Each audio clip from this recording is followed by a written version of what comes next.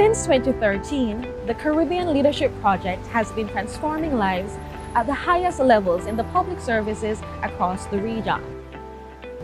The project's leadership development program has produced tremendous results on a personal level and has also permeated organizations, positively impacting nations and our region. This is why we're on location in Trinidad and Tobago for this episode of Leadership Impact, where we learn how the project has influenced the Office of the Parliament and the wider public service.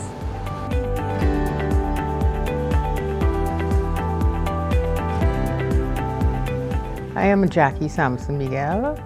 I am the clerk of the House of Representatives of the Parliament of Trinidad and Tobago.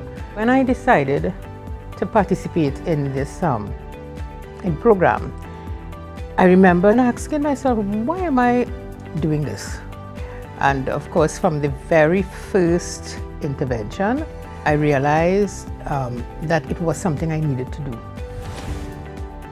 My name is Esther Innes, and I'm Director of Human Resource Services at the Office of the Parliament. The changes that has occurred as a result of my participation in the LDP, I would say include listening better, listening more intently, being patient, certainly being more emotionally intelligent. My name is Brian Caesar. I am the Clerk of the Senate, and I serve as the Principal Advisor to the President of the Senate.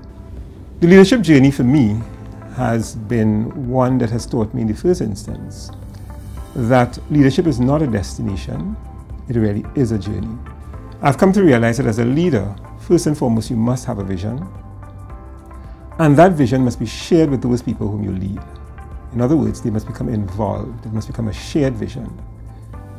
Just to use another example, I tended to, whenever someone entered my office, I would be on the desktop so that I'm on the computer, and therefore the person who's engaging or who's speaking, they're really just getting my side of me. And I would have come to realize that in order for me to really engage in active listening and give 110%, I really have to be engaged, and not just engage through words, saying that I'm engaged, but really demonstrating that I'm engaged. After the leadership development program, I became more results-oriented. That I focus a lot more on planning upfront, spending most of my time literally planning. Almost everything that has to be done, I treat it as an event. I treat it as a problem to solve, and I plan up front. And that is something different. In the HR unit that I supervised, I recognize working together, we tended to come together and discuss. So I thought, why not introduce the 6 thinking hats? You know, it brings a bit of a fun in it, but it also allows us to analyze things a bit better.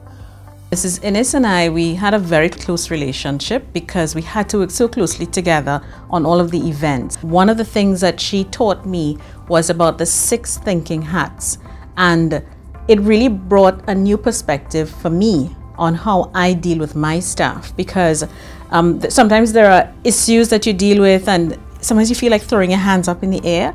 And then I'd go to Mrs. Innes and she would say, okay, no, let's go about it in a systematic way. Let's think about it. Let's do this. Let's do that. Let's look at all of the angles, all of the issues, and then come to a decision. And so her impact on me was that I take a more clinical look at some of the things, and it's actually spilled over into other things that I do. So it's not just about the HR aspect of my job. It's about a lot of other things, even in my own personal life as well. And I think for the entire Parliament, she has had that same effect on the other managers who she's had to work with very closely. I did a lot of introspection, and I recognized that I now had a responsibility to share, to train up others, to be to others what I was a recipient of. And so therefore, it almost became a passion for me, a drive to ensure that any staff member that I interface with came out better at the end of the day. When Esther came, there was a revolutionizing of the way we do business. And one of the things that stood out, that I didn't know until she revealed it was her training, that this silo effect should be merged. As soon as we started to think that way, that was when she went about making this structural change. And what happened, we went in and like people who were not living together, initially, we have now come to the point of sitting and being married. The thing with the leadership tools, it's a combination of tools. So it's not just appreciative inquiry, it's by itself that could be applied. You also have to use adaptive leadership approaches. So it's a combination, it's a toolkit, as we tend to say, of leadership tools that you never knew existed before. Although you may have been, I may have been using them somehow in between in the things that we were doing and the way we were managing the organization. Now you are actually aware of the tool and you are actually applying it. So, for example, we have a Parliament channel. We've had a Parliament channel since 2006, I think, or thereabouts there. Using appreciative inquiry, I was able to look at what works well in relation to that channel and improve on what works well.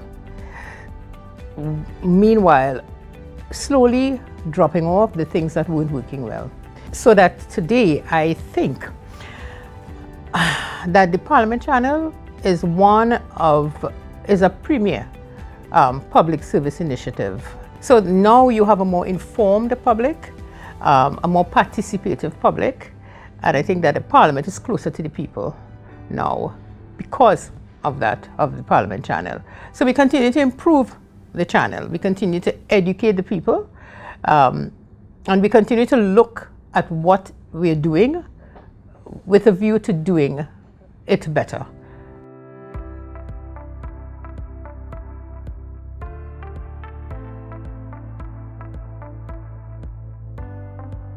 We as CLP has had any national or organizational impact since graduating?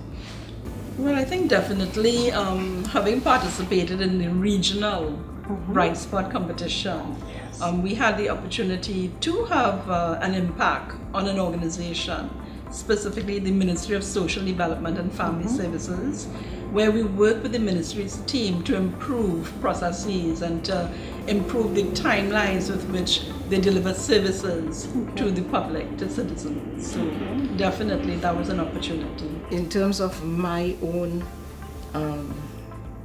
operations and being heavily involved and a coach for the action learning, I would have used different tools from action learning to try to guide discussions and to glean solutions for different challenges that we have, particularly in the divisions that I lead, and use that to try to pull responses and solutions out of people without the time wasting.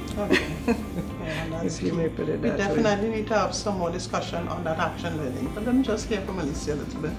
Well, I think for me, from a PMCD perspective, and PMCD, by the way, is the Public Management Consulting Division in Government of Trinidad and Tobago. And one of the things that CLP brought to my organization is the network that we have been able to develop with Barbados and Jamaica, with OD consultants in those countries. And so now we are able to use their information, because some of them have done things that we are now looking to do, and so we've been able to use that information, to help us in our decision making at PMCD.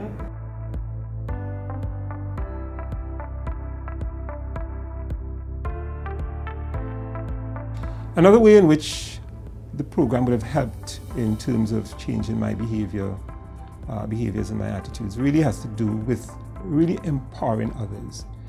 Leading through empowerment and empowering others, helping others to realize, to develop and realize their full potential. Because to the extent that they are developed, it definitely assists me in terms of my deliverables and the way I lead. So what I've done or been doing really treats with helping others to realize that notwithstanding whatever station they may be at, at that station do carry out some leadership responsibilities and some leadership role. So we lead from wherever we are. And in large measure, I have seen people whom I lead. I have seen that my own leadership approaches and some of the changes that would have come about as a result of the exposure, I have seen their growth, as indeed I'm sure they have seen my growth.